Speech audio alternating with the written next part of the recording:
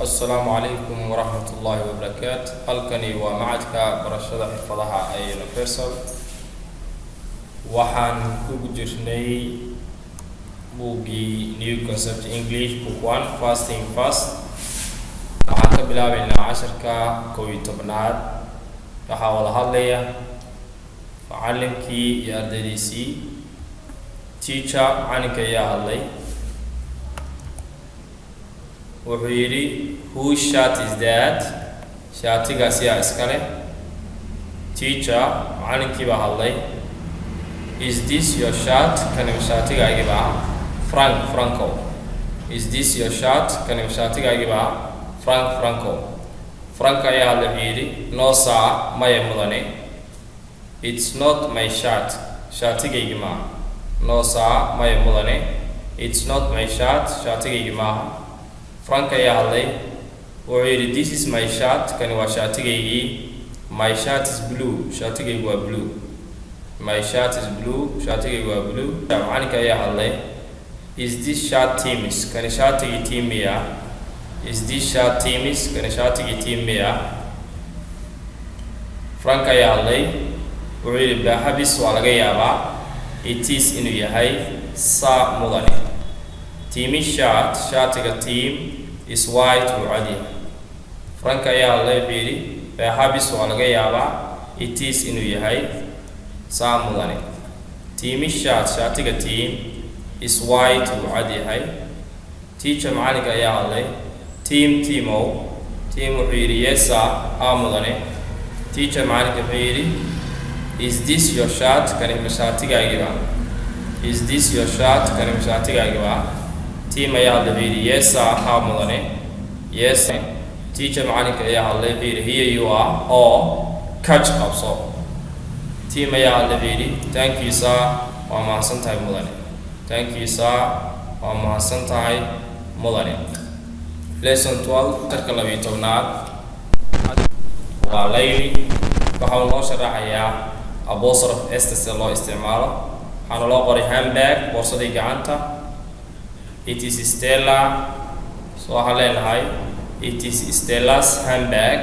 waa boorsadii gacanta ee Stella. Car baana loo qoray it's Paul's. So waxaan leenahay it's car. waa gaarigii nin Paul la yiraahdo. waxaan leenahay it is Miss Dubeni's coat. waa koorkii gabadha Duben la yiraahdo. waxaan leenahay umbrella it is Mr. Ford. So waxaan leenahay markaan ka shaqeynayno it is Mr. Ford's umbrella. waa daladii Mr. Ford ninka la yiraahdo. oo qoray Ben it is my son's. So waxaan leenahay it is son's pen. waa qalinkii cunugayga. So dress it's my daughter. So waxay noqonaysaa it is daughter's dress. waa gabadhayda dharkeeda. So suit it is my waxay noqonaysaa it is my father's suit. waa suitkii aabbahay. tan markii laga shaqeeyo waxay noqonaysaa it is my mother's skirt. waa goonnadii hooyaday. waxay noqonaysaa it is my sister's blues. waa shaarkii gabadha walaashay ahayd. it's my brother's tie. waa taygii walaalkii. So waxaan isticmaalnay apostrophe s. waxaan u gudbaynaa casharka 13aad lesson 13. lesson 13 waxa uu leeyahay hawda hadlaya laba gabdhood. Mrs. Brown waxay tidhi what color is your new dress? waa maxay midabka labiskaaga cusub? Mrs. White waxay tidhi it's green. waa cagaar. It's green. waa cagaar. Mrs. White waxay tidhi come imow dabaqa sare and see it arag. Mrs. Brown waxay tidhi thank you, waa mahadsantahay. Thank you, waa mahadsantahay. Mrs. White waxay tidhi look fair. Mrs. White waxay tidhi look fairy. here it is, halkan ayuu yaalaa. Mrs. Brown waxay tidhi that is a nice dress. kaas waa labis fiican. That is a nice dress. kaas waa labis fiican. It's very smart. aad ayuu u badan yahay.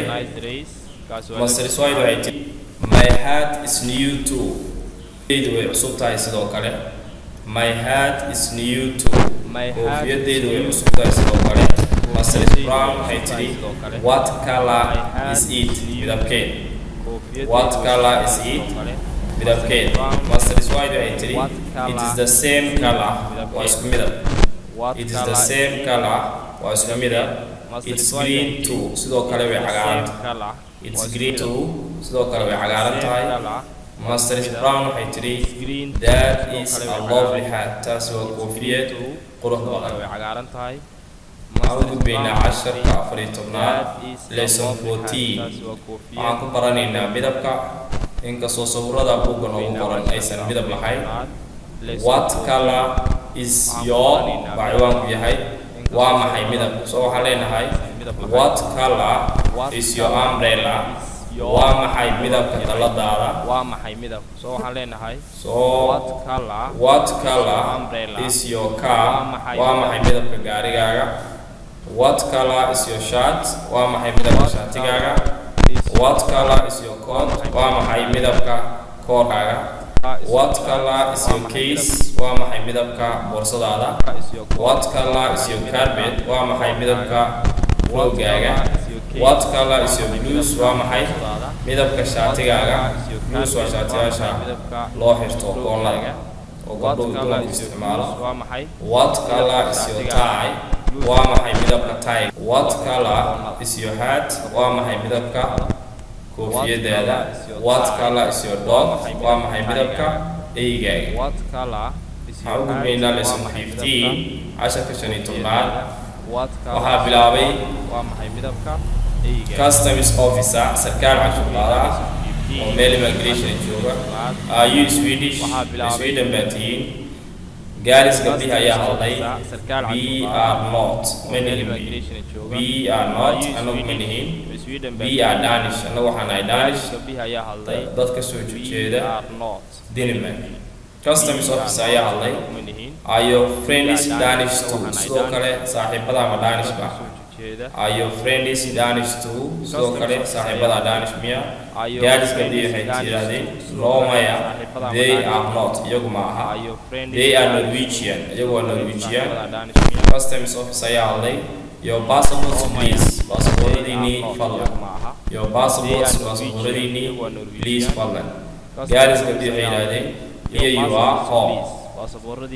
Here you are home. Customs officer wuxuu yidhi are these your cases? kuwaani ma boorsooyinkiinniba?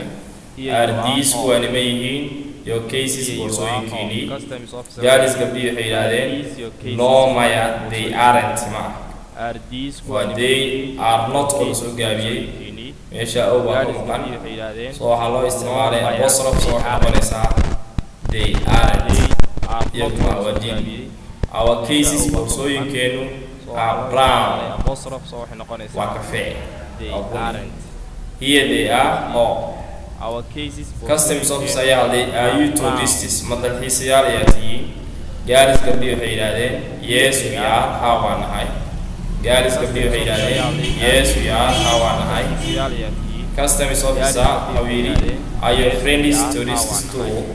saaxiibada sidoo kale ma dalxiisayaalba? Are your friends saaxiibada tourists too? sidoo kale ma dalxiisayaalba? Gaaris gabdhihi waxay yidhaahdeen yes haa they are we. Customs officer waxa uu yidhi that's fine. taas way fiican tahay. Thank you very much. aad baa mahadsantahay. halkaas ayaan ku gabagabeynaynaa. Thank you very much. aad baa mahadsantahay. halkaas ayaan ku gabagabeynaynaa.